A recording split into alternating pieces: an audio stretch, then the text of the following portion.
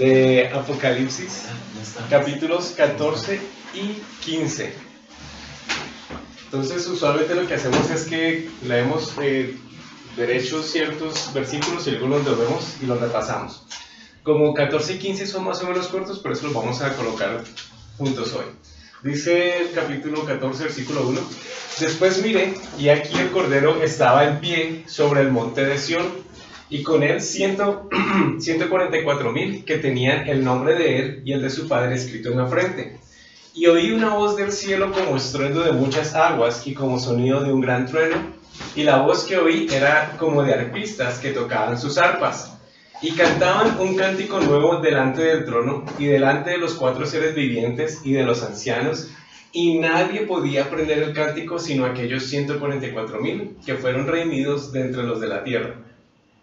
Estos son los que no se contaminaron con mujeres, pues son vírgenes. Estos son los que siguen al Cordero por donde quiera que va. Estos fueron redimidos de entre los hombres como primicias para Dios y para el Cordero.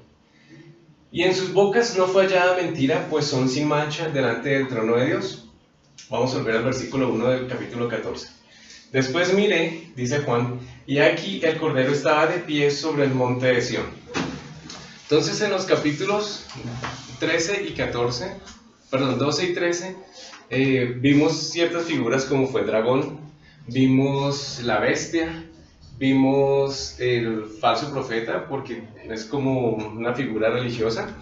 Y ahora Juan nos dice, ahora miro para otro lado y estoy viendo otra escena. Recordemos que el libro de Apocalipsis tiene una secuencia, 7 sellos, luego 7 trompetas, luego 7 plagas. Ya cubrimos los 7 sellos, en realidad eran 6 con cada una cosa para cada uno de esos 6 sellos. El séptimo sello no era una cosa en particular como en los otros 6, sino que el séptimo sello son las 7 trompetas. Y lo mismo con las trompetas, las primeras 6 tienen algo en particular, cada una. La séptima no es que sea una trompeta en sí, sino que son las 7 copas. Y eso es lo que veremos más adelante, pero en las copas también entonces están las 6 que tienen su cosa para cada una de ellas, y a diferencia de las otras, la séptima plaga sí tiene algo específico en la séptima copa. Ok, entonces otra cosa que hay que tener en cuenta es, antes de continuar aquí con el versículo 1, es que el libro de Apocalipsis sí tiene una secuencia: 1, 2, 3, 4, 5, 6, 7 sellos, 1, 2, 3, 4, 5, 6, 7 trompetas, 1, 2, 3, 4, 5, 6, 7 copas o plagas. Entonces, hay gente que dice que el libro de Apocalipsis no tiene un orden, no tiene algo cronológico, y en realidad sí lo tiene. Lo que pasa es que hay ciertos capítulos que son como paréntesis en la narración, y en esos paréntesis, a veces hemos visto acá, nos habla en un mismo versículo de 1000 años atrás o miles de años atrás, y en ese mismo versículo o en el siguiente nos habla de algo que sucede en el futuro, y así es la profecía bíblica. En un versículo o en dos nos transporta del pasado al futuro de miles de años. Así es la profecía bíblica. Lo importante es el mensaje. Entonces, en resumidas cuentas, nos da el mensaje, y eso es lo que tenemos, y eso es lo que importa, y de todas maneras hay una secuencia, a pesar de que hay paréntesis. Aquí estamos dentro de uno de esos paréntesis. Entonces, en el capítulo 12 y 13 habíamos visto estas figuras, también la Virgen, la mujer, aparte del dragón, del anticristo, de la bestia y del falso profeta. Ahora Juan en el 14 ve otra cosa. Después mire, y aquí el Cordero estaba en pie sobre el monte de Sión. El monte de Sión no es donde estaba el templo. Usualmente nosotros pensamos en Jerusalén, nos imaginamos la plazoleta donde estaba el templo, donde hoy en día está... aquí tenemos esta cúpula doradita, ahí está el Dome of the Rock, es como una mezquita, pero en realidad es un museo islámico. La mezquita es la que está aquí de negro, en esta esquina. Aquí estamos mirando hacia el occidente, aquí estamos mirando hacia el oriente. Aquí está la puerta de Golden Gate, o la puerta dorada. ¿Se acuerdan que ahí es donde hablábamos que entraba la luz del sol, donde supuestamente entraba directamente hasta el templo cuando existía el templo? Hoy en día no hay templo. Este lugar donde se supone que va a ser reconstruido el templo no es el monte de Sión, ahí es el monte de Moriah. Ahí en el monte de Moriah es donde se dice que Abraham iba a sacrificar a Isaac. Ese es el lugar que se reconoce como el monte de Moriah. El monte de Sión queda al occidente. Este es el monte de Sión. Queda al occidente, queda fuera de esta plazoleta, de esta muralla. Ahí queda el monte de Sión. La ciudadela de David queda hacia el sur de Moriah. Monte de Sión queda al occidente. Entonces dice: después de esto miré, y aquí el Cordero estaba en pie sobre el monte de Sión.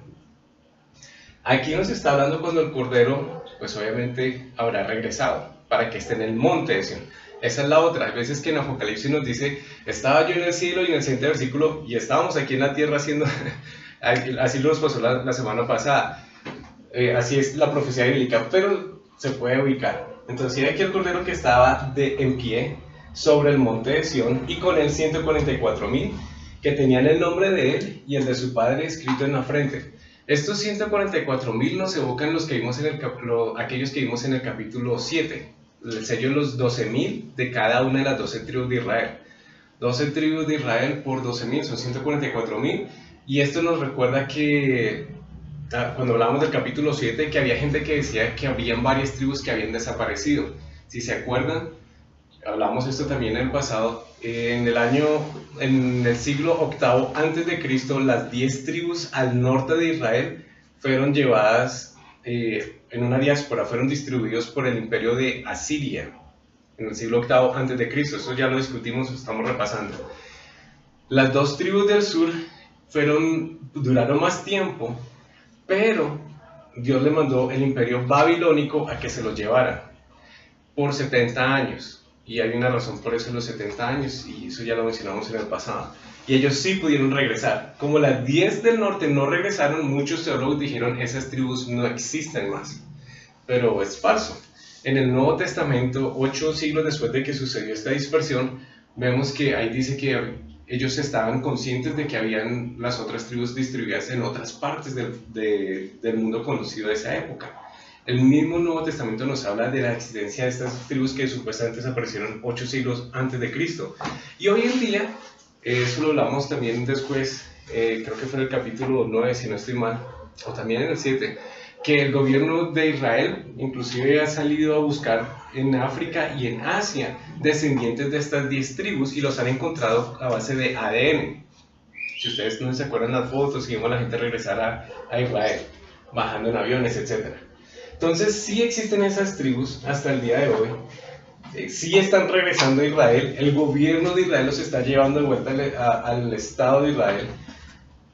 Ya hablamos en el capítulo 7 que sí van a haber 12,000 de cada tribu. Aquí nos está diciendo que van a estar en el monte de Sión, ya hablamos, al occidente, no en el monte de los olivos, el monte de los olivos que hay aquí al oriente de Jerusalén. El monte de Sión está en el occidente. Dice: y con él estaban 144,000 que tenían el nombre de él y el de su padre escrito en la frente. Recordemos que también al comienzo de Apocalipsis decía que el ángel iba a bajar a sellar los 144,000. No tiene que ser necesariamente un sello físico, porque entonces la gente tendría un sello para todas partes. Verían al ángel colocárselo. Más bien es algo ideológico, o sea, estos 144,000 están apartados para Dios, están del lado de Dios o van a seguir a Dios. Así como por el otro lado están los del 666. No es que vayan a tener físicamente, aunque hay tecnología para eso, pero es que con sus obras, la mano derecha, y con sus mentes, su ideología, entonces se van a asociar con el anticristo, con sus ideas. Entonces no tiene que ser necesariamente algo físico. Si sucede, perfecto, no hay rollo, pero de todas maneras tenemos que unos están del lado de Dios y otros no.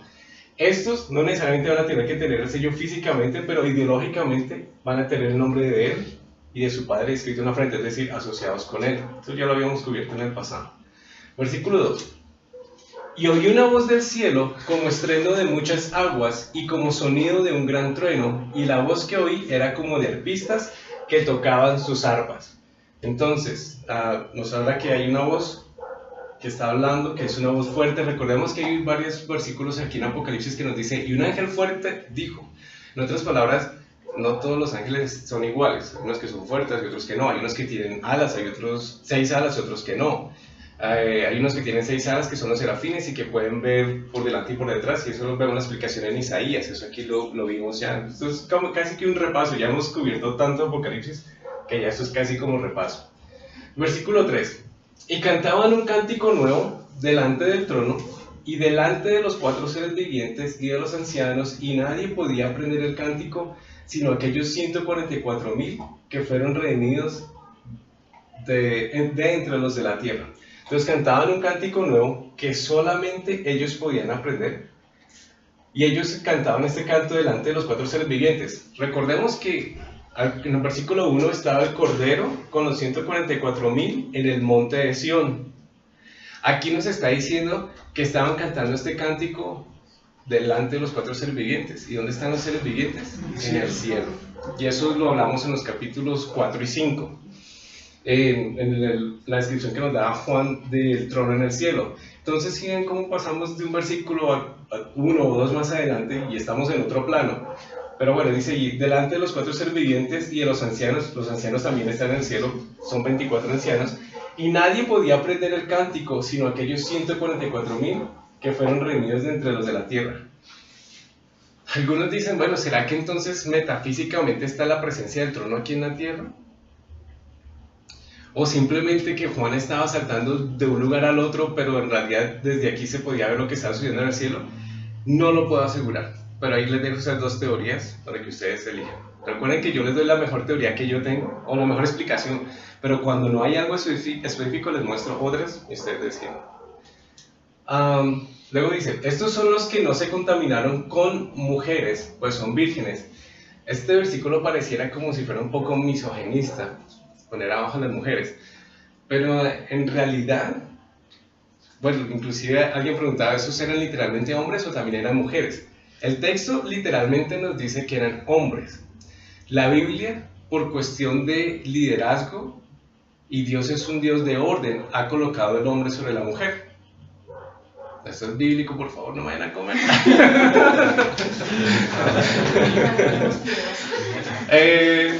Así que, disculpen las personas que sean un poco feministas, pero Dios ha colocado ese orden y el hombre tiene que responder por la mujer. O sea, no es para que abuse de su autoridad para nada. De hecho, la idea es una relación de amor, así como Jesús amó la iglesia.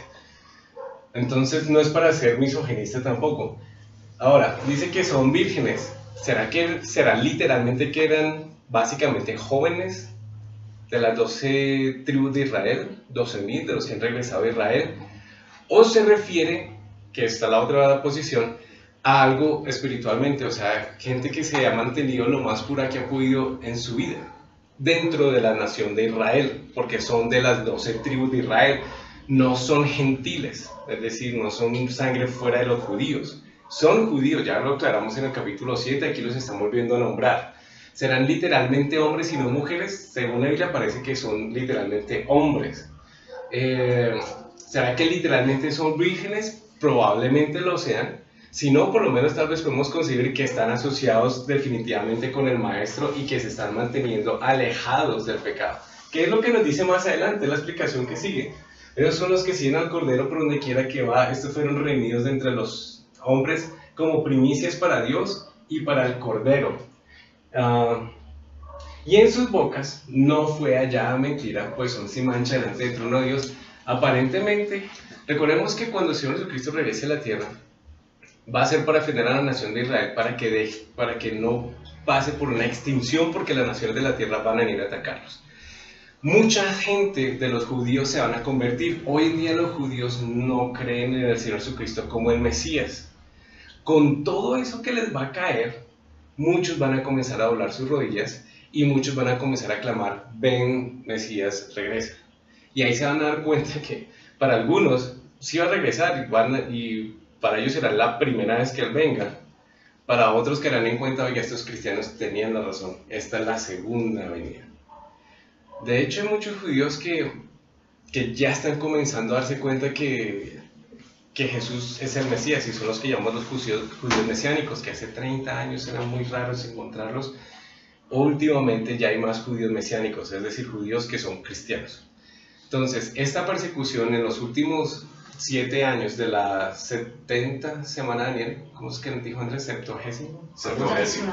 Semana de Daniel, ahí les van a caer tantos juicios y yo sé que va a sonar un poco feo, especialmente si hay algún judío que escuche esto, pero parte de esa persecución va a ser por causa de que actualmente la nación de Israel no sigue a Dios. Y Dios hizo un pacto eterno con la nación de Israel. Hay mucha gente que no comprende por qué los cristianos nos interesamos en la nación de Israel o en los israelitas, porque desde Génesis Dios hizo un pacto con la nación de Israel y Dios es un Dios de pactos. Él no rompe su palabra y Él escogió ese pueblo para a través de ese pueblo darnos la Biblia, a través de ese pueblo, por sobre todas las cosas, darnos al Mesías. Él no escogió a los colombianos, Él no escogió a los gringos, Él no escogió a los franceses, Él escogió al pueblo judío. Y hay algunos cristianos, hasta pastores, que no comprenden eso. No lo aceptan por más de que está escrito en sus Biblias, y especialmente son de corriente europeos y gringos, o sea, son muy antisemitas. De hecho, lideran presentaciones en universidades y en las calles y muchas cosas que sean anti-Israel. Pero la Biblia es clara al respecto. Entonces, hay profecías que precisamente se han cumplido, que la nación de Israel iba a volver a estar ahí otra vez en su tierra santa. Y no estuvieron desde el siglo II hasta el siglo XX, por 18 siglos no estuvieron en su tierra, como parte de los castigos que Dios les dio por no obedecerlo a Él. Son parte de los castigos que encontramos en Deuteronomio, por no seguirlo a Él. Si lo hubieran seguido a Él, ellos hubieran sido prósperos en su tierra y no estarían alrededor del mundo. Dios les dijo, si ustedes se portan mal, los voy a correr por todo el mundo, y allá donde ustedes vayan, los van a perseguir. Y eso es lo que pasa con los judíos en todo el mundo hoy en día. Los persiguen en todas partes, cumpliendo profecías bíblicas. Ahora, ellos regresaron a la Tierra Santa otra vez en el siglo XX. Ya regresaron. Pero entonces se están portando mal. No lo reconocen a Dios, la mayoría de ellos no creen en el Mesías. Con toda esta persecución de las naciones, eso va a ser una de las pruebas más que Dios hizo, así como utilizó a los babilonios. Así como utilizó a los asirios para decir a los judíos, despierten, vean que yo soy su Dios, obedézcanme. Y aún así no le hicieron caso. Dios luego posteriormente utilizó a los romanos, los corrió de Jerusalén en el siglo II, como les dije. Ya habían tenido varias guerras en el siglo I, antes del siglo I también, pero en el siglo II con Adriano, cuando los corrió, creo que fue en el siglo 35 de nuestra era. Entonces, otra vez están ahí de vuelta, pero no lo están siguiendo. Entonces, parte de las cosas, y suena feo, pero bíblicamente ahí están las profecías. Es parte del trato de Dios para la nación de Israel de hoy en día, para que doblen sus rodillas y luego se cumpla el Hosana. Ojalá ya venga el Mesías, que ojalá venga, y van a doblar rodillas y ahí sí van a comenzar a clamar, y para bendición de ellos va a aparecer el Mesías. Ya cuando están en las últimas, los va a defender. Entonces, en esa época de los últimos 7 años de las 70 semanas de Daniel, entonces muchos se van a convertir. Entre esos, estos 144,000. ¿Vamos? ¿Estamos? Seguimos. Versículo 6. Vi volar por el medio del cielo a otro ángel que tenía el evangelio eterno para predicarlo a los moradores de la tierra, a toda nación, tribu, lengua y pueblo, diciendo a gran voz: temed a Dios y dadle gloria, porque la hora de su juicio ha llegado, y adorad a aquel que hizo el cielo y la tierra, el mar y las fuentes de las aguas.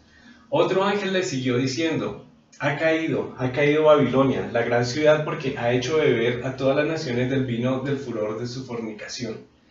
Y el tercer ángel lo siguió diciendo a gran voz: si alguno adora a la bestia y a su imagen y recibe la marca en su frente o en su mano, él también beberá del vino de la ira de Dios, que ha sido vaciado puro en el cáliz de su ira, y será atormentado con fuego y azufre delante de los santos ángeles y del Cordero. Y el humo de su tormento sube por los siglos de los siglos, y no tienen reposo de día ni de noche los que adoran a la bestia y a su imagen, ni nadie que reciba la marca de su nombre. Aquí está la paciencia de los santos, los que guardan los mandamientos de Dios y la fe de Jesús.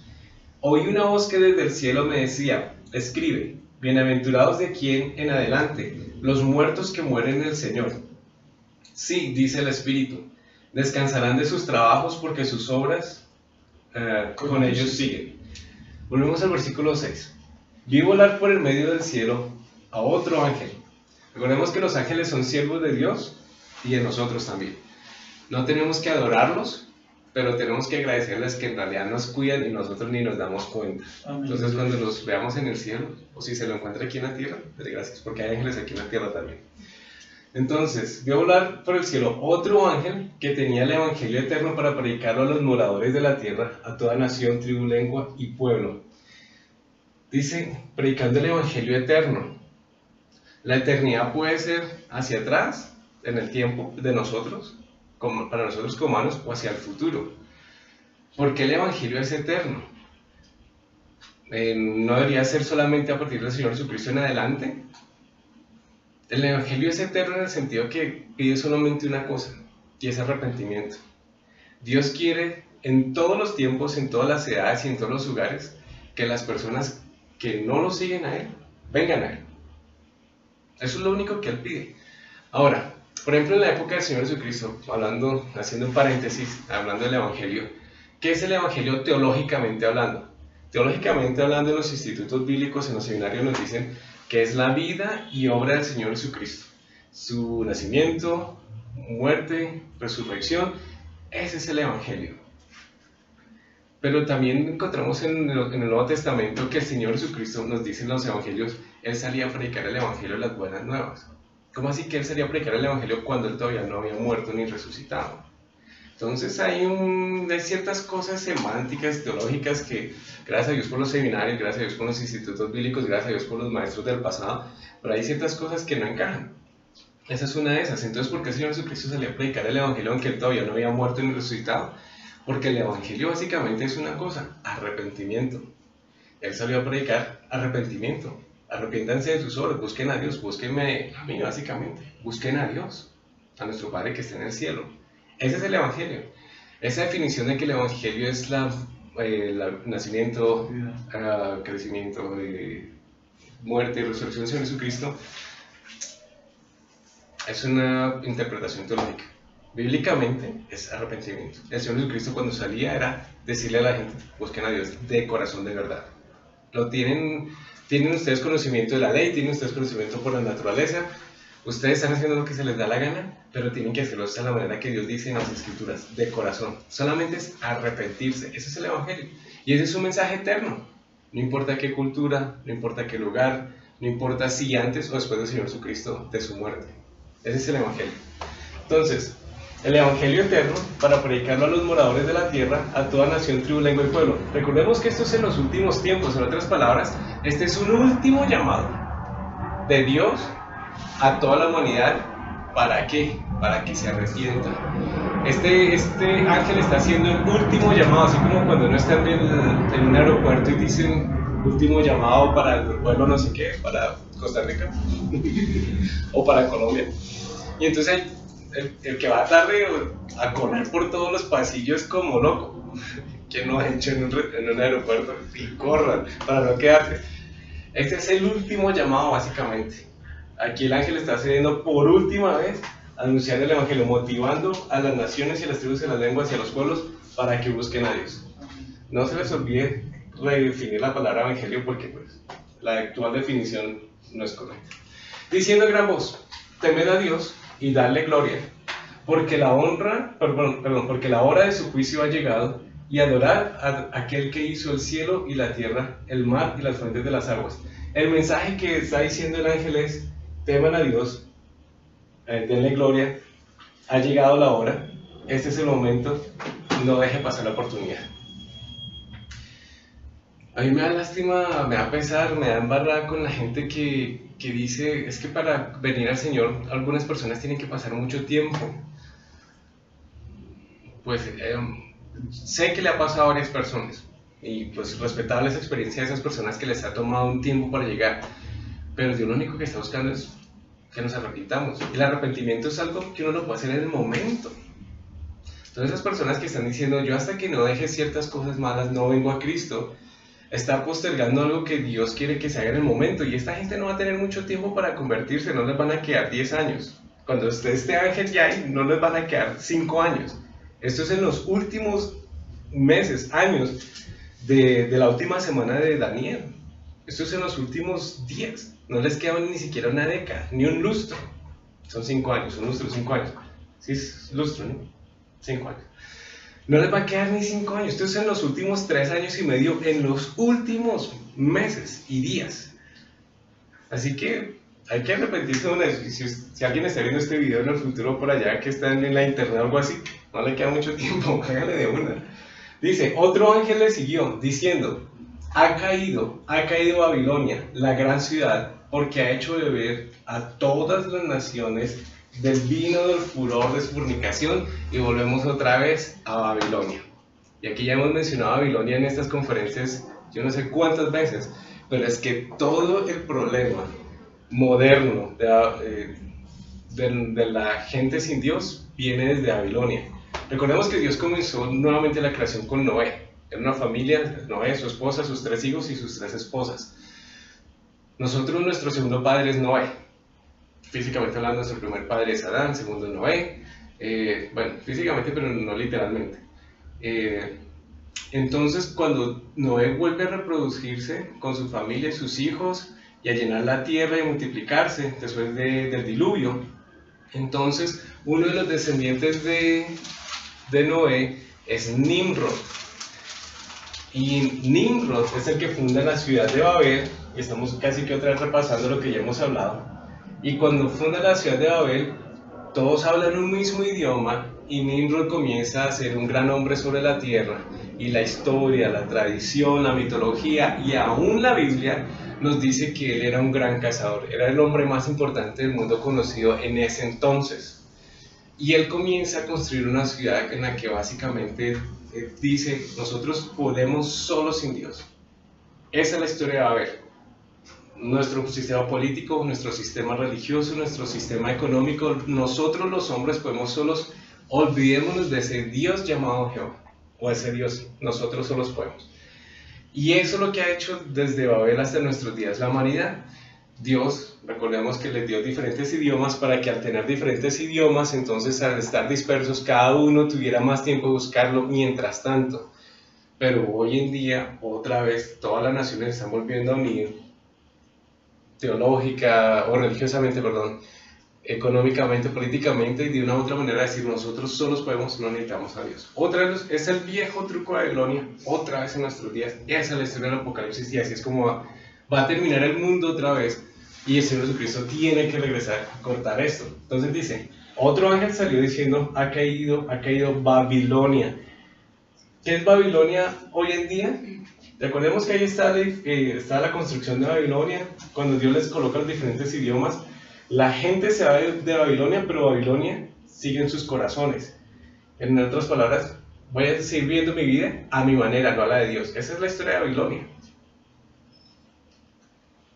Hoy en día Babilonia sigue siendo una ciudad desierta, es una ruina, es un sitio arqueológico. Y aquí vemos unas construcciones más modernas, y estas las estaba reconstruyendo Saddam Hussein, el dictador de Irak. Él estaba utilizando los petrodólares para reconstruir Babilonia, pero Babilonia no tiene que ser construida, no tenía que ser reconstruida. Había una maldición sobre esa ciudad, y qué curioso que con la guerra del Golfo Pérsico 1 y 2, si no estoy mal así se llamaban esas dos guerras, Golfo Pérsico 1 y 2, lo derrocaron a él. Posteriormente él huye, por allá lo encuentran en un sótano, y la justicia iraquí decide matarlo, y muere, y se detuvo esa construcción, ese proyecto. Es interesante que no se pudo reconstruir esa ciudad, aunque él lo intentó. Y aquí tenemos, este es el edificio del Parlamento de la Unión Europea, y si ustedes notan, aquí hay un edificio sin terminar, porque así que Babel, sin terminar. El edificio del Parlamento de las Naciones Unidas es exactamente igual, no es que aquí se les acabó en los últimos pisos los materiales y se quedaron sin plata, es que ellos saben muy bien lo que están haciendo. Es más, aquí tenemos otra gráfica de eso, dice Europa, para los que no alcancen a leer allá atrás, y está en inglés. Europa, muchas lenguas, una voz. Muchas lenguas, una voz. ¿No les recuerda lo que pasó hace 4000 años en Babel? Que Dios le colocó muchas lenguas para vivirlos porque tenían una voz, y cuando tenían una voz era para unirse en contra del Dios del cielo. Ahora, ¿qué está haciendo la Unión Europea? Unámonos. Somos muchas lenguas, pero hagamos ahora una sola voz. O sea, lo que Dios hizo en Babel, lo están ahora contrahaciendo de vuelta para hacer uno solo. ¿Por qué se inspiraron en esa torre sin terminar? Como en esta torre sin terminar. Porque esa gente sabe, mucha de esta gente ha estudiado el paganismo, mucha de esta gente ha estudiado ideas antiguas, de Babel hasta Babel, todo el paganismo, sea por la corriente luciferiana, sea por la corriente pagana, sea por corriente brujería, etc. Nosotros ya hemos recorrido varias cosas aquí en la historia. Recordemos, por ejemplo, de Pérgamo, la ciudad donde estaba literalmente el trono de Satanás. Eso lo cubrimos en el capítulo 3. O sea, cómo se metió la idea de Babel y se difundió por todo el mundo. Y ahora estos están uniendo a todo el mundo una sola voz, pero no con Dios en la cabeza. Otra vez. ¿Sí me van a entender cómo la historia, cómo se repite?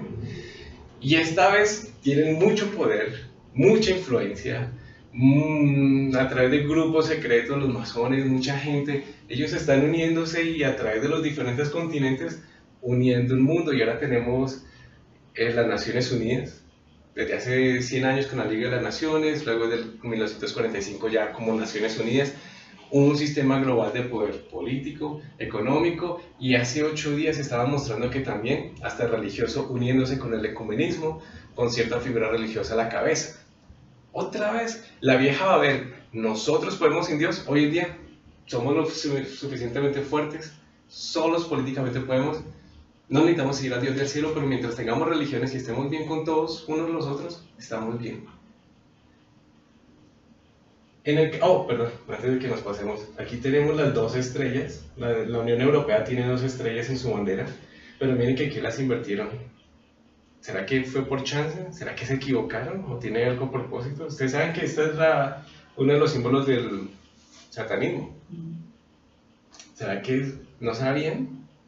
Esa gente sabe qué es lo que está haciendo. Ya hemos cubierto tanto eso que ya me cansé tanto de repetirlo. Pero lo hemos cubierto en las diferentes sesiones. Y ahí están pintados. Ellos saben qué es lo que están haciendo. La gente que está en el poder, detrás del poder, saben qué es lo que están haciendo. Y hace 8 días hablábamos del general de Estados Unidos de grado 33 masón, y dijo: nosotros de los grados mayores del masonismo, nosotros tenemos que defender la religión masónica en la que Lucifer es Dios. En la religión masónica, lo dijo un masón de grado 33, y aquí tuvimos la foto y todo eso, que son los que controlan el mundo política, económicamente, detrás del poder. Dijo: nosotros tenemos que adorar a Lucifer. Ellos saben qué es lo que están haciendo, ellos saben de dónde vienen sus ideas. Y pues obviamente Lucifer quiere un mundo para él. Y lo está haciendo a su manera, pero se le va a acabar el reinado. Y el tercer ángel lo siguió diciendo a gran voz: si alguno adora a la bestia y a su imagen y recibe la marca en su frente o en su mano, él también beberá del vino de la ira de Dios, que ha sido vaciado puro en el cáliz de su ira, y será atormentado con fuego y azufre delante de los santos ángeles y el Cordero. Entonces aquí este ángel está diciendo: el que esté del lado del anticristo, el que esté del lado de, me atrevo a decir, aunque de pronto les va a sonar raro a algunos o feo, el que esté del lado de la ONU con su ecumenismo religioso, el que esté del lado de la ONU y el movimiento político global, el que esté del lado del movimiento económico, político, religioso, el que esté en las cosas de este mundo, el que tenga la marca de la bestia, es decir, que hace o piensa como el sistema de este mundo, va a pagar, va a beber también del vino de la ira de Dios. De hecho, entonces, estos 7 años de la última semana de las 70 semanas de Daniel, recordemos que a los 3 años y medio, o 1260 días, o 42 meses, o tiempos y medio tiempo, esto sí es la gran tribulación.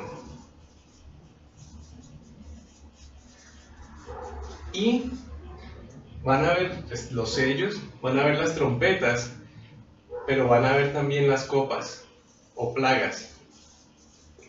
Esas copas o plagas que vamos a ver más adelante, estas copas, estas plagas, nos dice que son literalmente la ira de Dios. Los sellos, las trompetas eran malas, las leímos, eran muy malas, pero las plagas van a ser malísimas y van a ser globales y generales. Por ejemplo, en los sellos, en las trompetas dice, y cayó sobre una tercera parte de los árboles, y cayó sobre una tercera parte del mar, y cayó sobre una tercera parte de las fuentes de agua, y una tercera parte de esto dice, no, las plagas van a ser globales, para todo el mundo. Ahí eso sí es la ira de Dios. Las plagas, las copas, esas sí son la ira de Dios. Ellos la van a beber sin rendir. Estas van a ser duras. Eran suavecitas, todavía podían respirar y comer. En estas van a tener hambrunas, van a tener úlceras, vamos a ver eso más adelante. La van a beber completita, puro, sin rendir. A veces uno le dice, uno va al supermercado y uno agarra, no sé, un blanqueador, algo para limpiar los pisos y dice, solamente utiliza la copa, ríndalo en tantos litros, lo que sea. No, aquí es la ira de Dios, va a ser purita, global, no va a ser una tercera parte, aquí va a ser 4/4 partes, 3/3 partes. Que ha sido vaciado puro en el cáliz de su ira. Mira, 1, 2 veces. ¿Será que es para hacer énfasis? Total. Él también beberá del vino de la ira de Dios, que ha sido vaciado puro en el cáliz de su ira, y será atormentado con fuego y azufre delante de los santos ángeles y del Cordero. Entonces aquí tenemos una gran tribulación, pero vamos a tener una época en que es la ira de Dios. Está grave la gran tribulación, está grave, muy mal, pero va a haber las copas y esa es la ira de Dios. ¿Y quién quiere estar en el lado malo de Dios? ¿Quién sobrevive el lado malo de Dios? Va a ser una época totalmente caótica. Va a ser los que sobrevivan, porque muchos van a morir, pero los que sobrevivan van a pasar por las duras y las maduras, y gracias a Dios los que sobrevivan van a llegar a 1000 años de paz con el Señor Jesucristo reinando sobre la tierra. Después de estas copas vienen los 1000 años. Entonces tenemos 6 días de la semana, 1 de descanso, 6 de trabajo, 6000 años de los gentiles, de la humanidad. Luego viene el Señor Jesucristo y nos trae 1000 años de paz, que es un reflejo. Recordemos que en la Biblia todo está conectado con todo. Toda la realidad está conectada con todo. 6 días de trabajo, 1 de paz. 6000 años de problemas de la humanidad, cada uno haciendo lo que se le viene en gana, trayendo pecado sobre el mundo, pero por fin 1000 años de instrucción donde debe haber paz. Sí, ¿cómo dijera eso? Los que sobrevivan van a tener un alivio tenaz. Y nosotros, los que regresemos después del rapto de la iglesia, vamos a enseñar a esas personas que sobrevivan a las naciones, vamos a enseñarles el camino de Dios. Eso es lo que el Señor ha dicho en las Escrituras. Nosotros vamos a enseñarle a las naciones su ley. Vamos a gobernar. Ahorita los cristianos en estos 6000 años o los que seguimos a Dios, nos han tratado muy mal. Nos matan. Hoy en día en ISIS, por allá en Asia, en África, matan a nuestros hermanos y a nuestras hermanas. Por fin van a haber 1000 años donde vamos a tener un buen gobierno no izquierdista. Perdón, un buen gobierno. Sobre un poco de ahí de propaganda política. Y será atormentado con fuego, azufre delante de los santos ángeles y del Cordero. A mí me gusta esta parte que dice que de los santos ángeles. Aquí vemos que están exaltando a los ángeles. Que Dios le dé valor a los ángeles. A mí me parece súper. Cuando alguien, por ejemplo, cuando la señora de los tintos, uno le da un tinto, dígame cómo se va a sentir ella. O al chofer, que uno más bien lo lleve a la casa, a él, que se inviertan los papeles. Aquí Dios está levantando a los ángeles. Gracias. Ustedes se merecen este espectáculo, ustedes trabajaron muy duro para mí. Ahora estoy con mi ira cayéndoles. Disfruten, no hagan nada, solamente miren. Es un lugar de levantarlos. A mí me gusta que en Apocalipsis, en otra parte, también vimos cómo Dios levantaba a los ángeles. Otra vez, levantando a los mensajeros.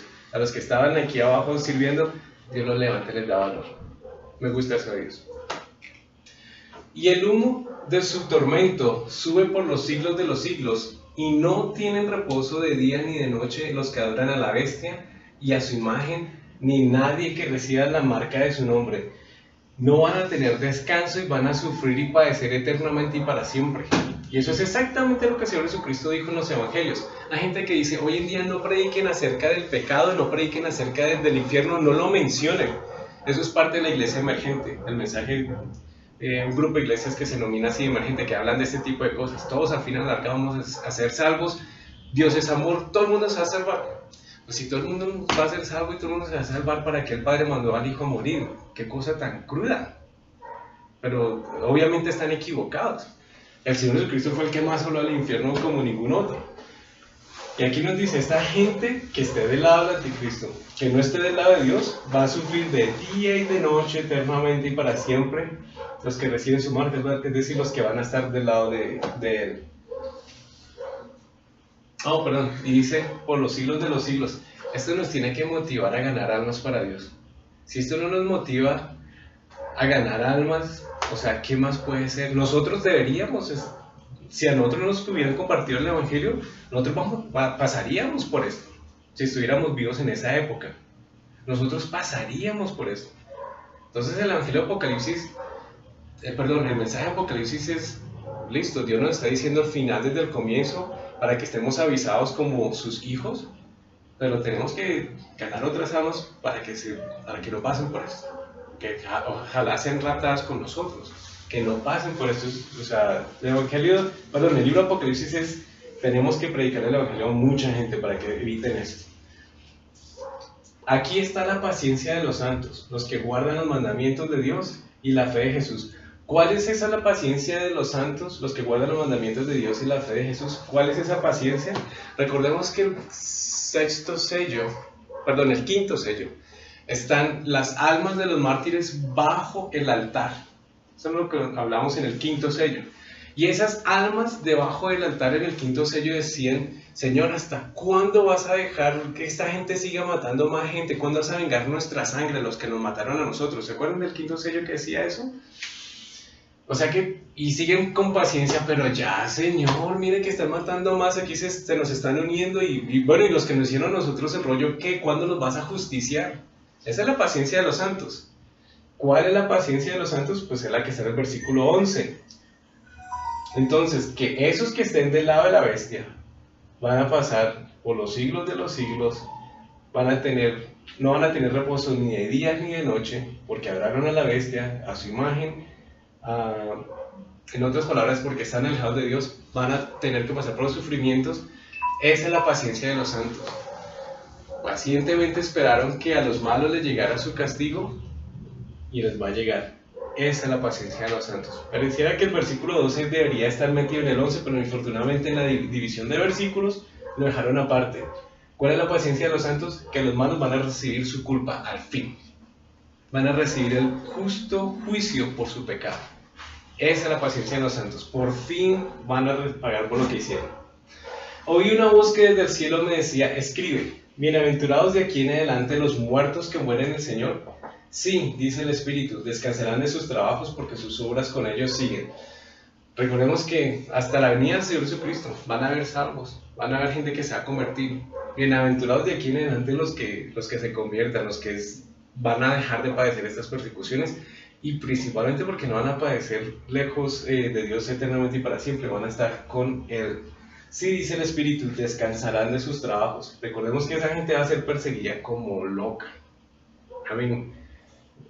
Ahorita nos persiguen, esperemos a que lleguen los 7 años, esperemos que lleguen los 3 y medio, esperemos que lleguen las plagas. Y vamos a ver cómo esa gente, bueno, no vamos a estar aquí para verlo, pero esa gente va a pasar por mucha persecución.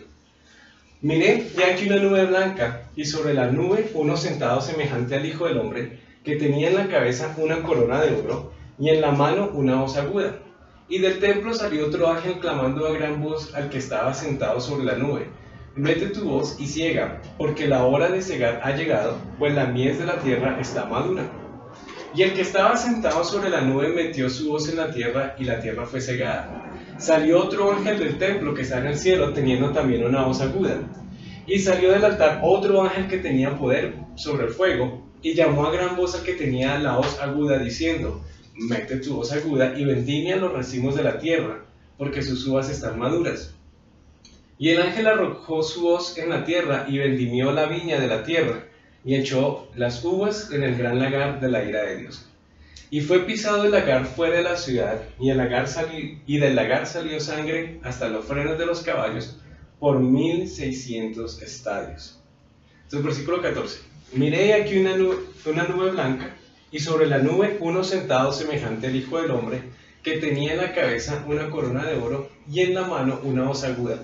Entonces aquí nos dice Juan que mira para otro lado, y ve una persona en una nube blanca, y esa persona es el Hijo del Hombre. Y aquí una nube blanca, y sobre la nube sentado semejante al Hijo del Hombre, que tenía en la cabeza una corona, porque él es rey, de oro, y en la mano una hoz aguda. La hoz sirve para cegar. Y del templo salió otro ángel llamando a gran voz, que estaba sentado sobre la nube: mete tu hoz y ciega, porque la hora de cegar ha llegado, pues la mies de la tierra está madura. Esto es interesante porque sale un ángel del templo que está en el cielo. Recordemos que el templo aquí en la tierra, que se le dio a Moisés la idea y que luego Salomón la perfeccionó con un mejor templo, fue copiada del cielo, fue revelada del cielo. Y sale del santuario que está en el cielo, sale un ángel y le dice a Jesucristo: ciega, usa tu voz. Pues él es Dios, ¿por qué le va a dar un comando, un ángel a Dios? Pero es que Dios el Padre es un Dios de orden. Se dice que el Hijo del Hombre no sabe el día y la hora en que va a venir. Recordamos el versículo. Y aquí vemos cuando Dios el Padre básicamente le dice a un ángel: va a ir a mi hijo, es el tiempo de hacerlo. ¿Estamos? Y entonces él hace la ciega. Y en esa ciega básicamente, ¿qué es? El rapto. Esta ciega es el rapto. Y continúa. Y el que estaba sentado sobre las nubes metió su voz en la tierra, y la tierra fue cegada. Salió otro ángel del templo. Entonces, otro ángel sale del templo que está en el cielo, teniendo también una hoz aguda. Pero este ya es un ángel que tiene una hoz. Y salió del altar otro ángel que tenía poder sobre el fuego, y llamó a gran voz al que tenía la hoz aguda, diciendo: ahora tú, mete tu hoz aguda y vendimia los racimos de la tierra, porque sus uvas están maduras. Entonces aquí un ángel le dice a otro que tiene la hoz: ve a la tierra y ciégala. Y el ángel arrojó su hoz en la tierra y vendimió la viña de la tierra, y echó las uvas en el gran lagar de la ira de Dios. Entonces, este no es otro rapto. Este básicamente es el final de los tiempos. Recordemos que cuando a Israel la van a atacar, hay que mirar otros profetas, hay que mirar Isaías, hay que mirar Ezequiel principalmente, capítulos 38 quizá. Hay varios profetas que nos hablan que las naciones van a venir contra Jerusalén.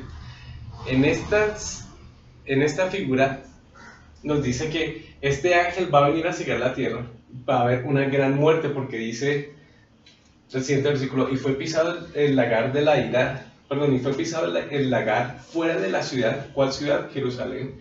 Y del lagar salió sangre hasta los frenos de los caballos, por 1600 estadios.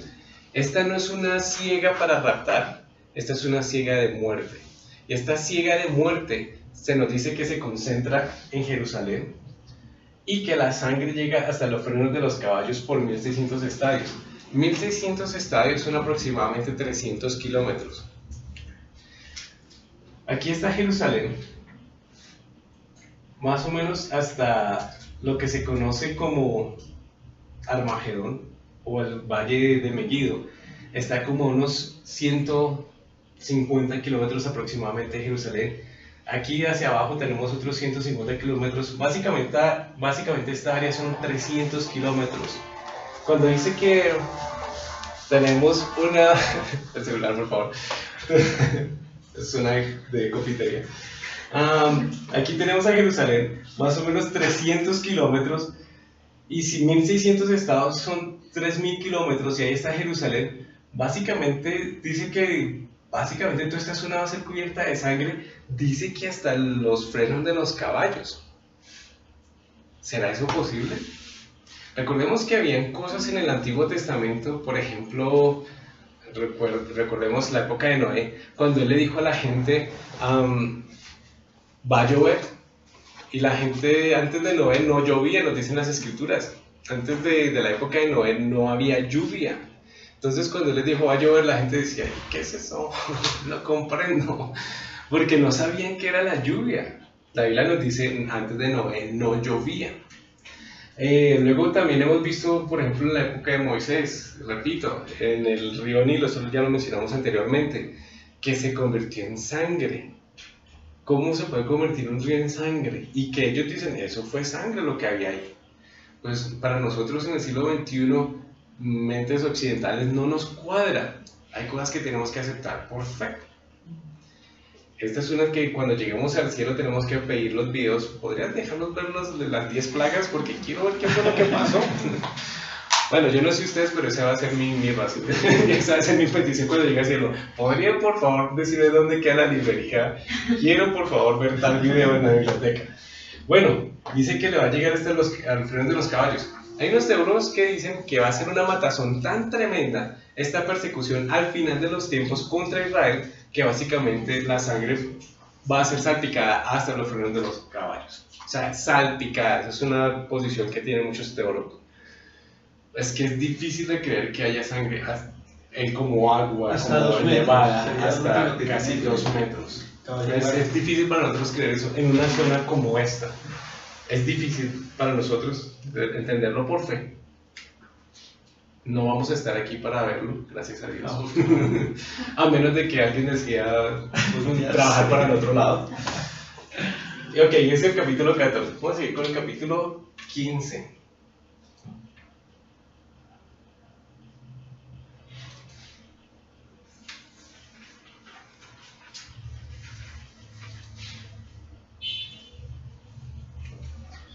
Seguimos con el 15. Espera, aquí tenemos esto. Gracias. Vi en el cielo otra señal, grande y admirable. 7 ángeles que tenían las 7 plagas postreras, porque en ellas se consumaba otra vez la ira de Dios. Vi también como un mar de vidrio mezclado con fuego. Vi también como un mar de vidrio mezclado con fuego, y a los que habían alcanzado la victoria sobre la bestia y su imagen, y su marca y su número y el número de su nombre, en pie sobre el mar de vidrio con las arpas de Dios. Y cantan el cántico de Moisés, siervo de Dios, y el cántico del Cordero, diciendo: Grandes y maravillosas son tus obras, Señor Dios Todopoderoso. Justos y verdaderos son tus caminos, Rey de los santos. ¿Quién no te temerá, oh Señor, y glorificará tu nombre? Pues solo tú eres santo, por lo cual todas las naciones vendrán y te adorarán, porque tus juicios se han manifestado. Después de estas cosas miré, y aquí fue abierto en el cielo el templo del tabernáculo del testimonio, y del templo salieron los 7 ángeles que tenían las 7 plagas, y estaban vestidos de lino limpio y resplandeciente, y ceñidos alrededor del pecho con cintos de oro. Y uno de los 4 seres vivientes dio a los 7 ángeles 7 copas de oro, llenas de la ira de Dios que iba por los siglos de los siglos. Y el templo se llenó del humo de la gloria de Dios y por su poder, y nadie podía entrar en el templo hasta que se hubiesen cumplido las 7 plagas de los 7 ángeles. Ese es básicamente el capítulo 15, y otra vez, todo esto es en el cielo.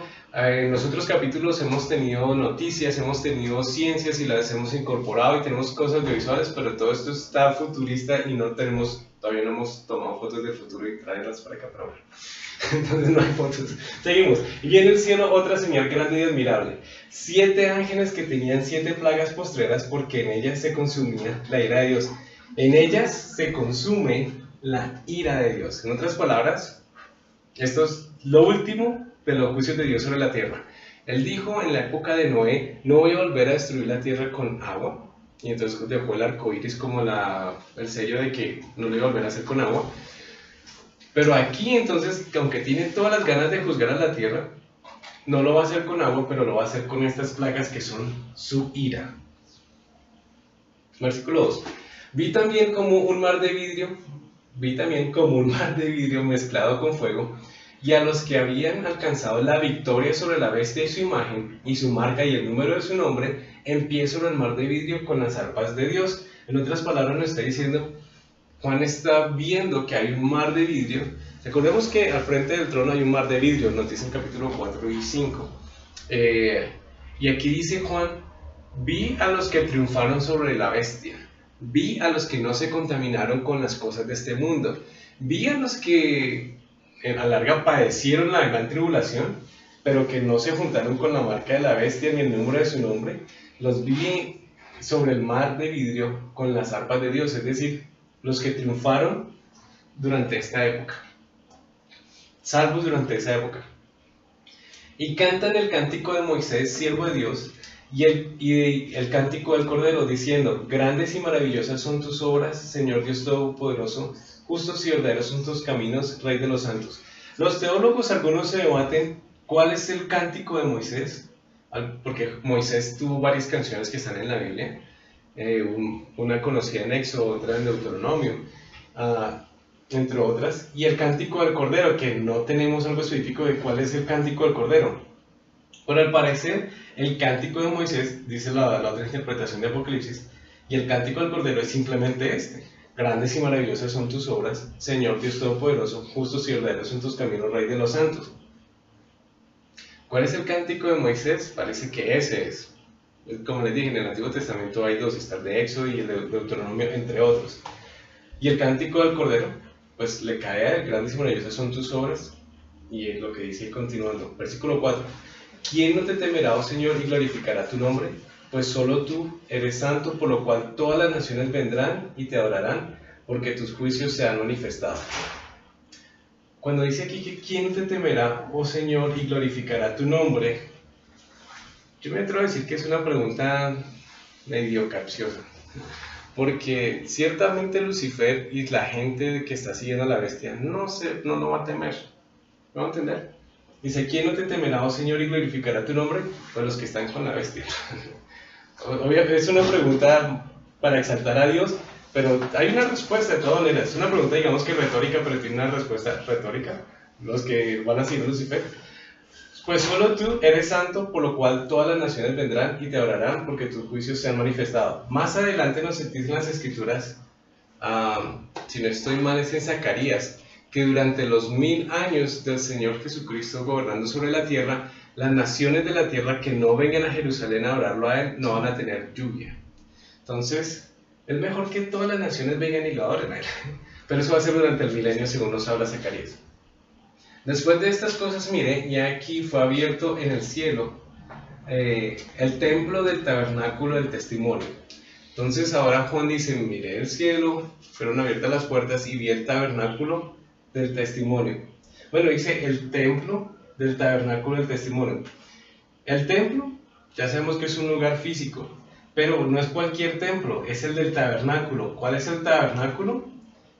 Este era el tabernáculo en la época de Moisés, donde estaba la parte principal del templo, de la edificación. Estaba dividido en dos partes, el lugar santo hacia el frente y hacia el fondo el lugar santísimo, y el lugar santo y el lugar santísimo estaban divididos por una cortina, nos dicen las Escrituras.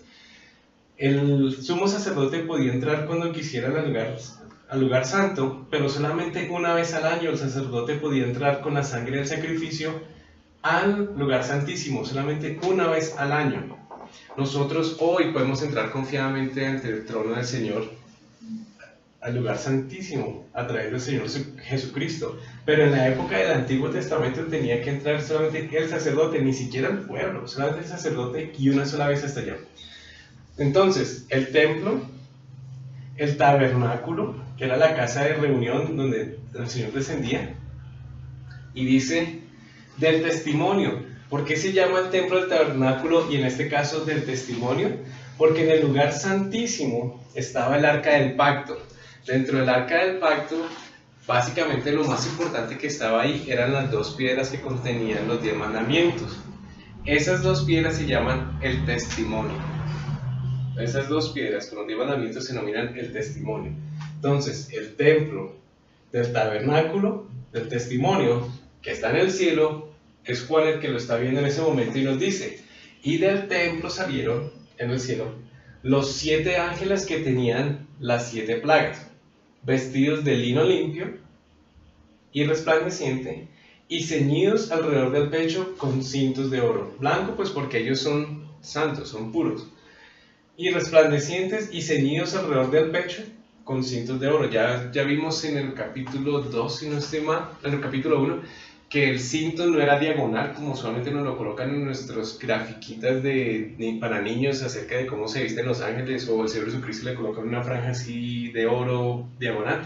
No, es lateral. El griego implica que es horizontal, que era la manera en que también tenía el sumo sacerdote el pectoral horizontalmente para que pudiera hacer sus movimientos en el tabernáculo.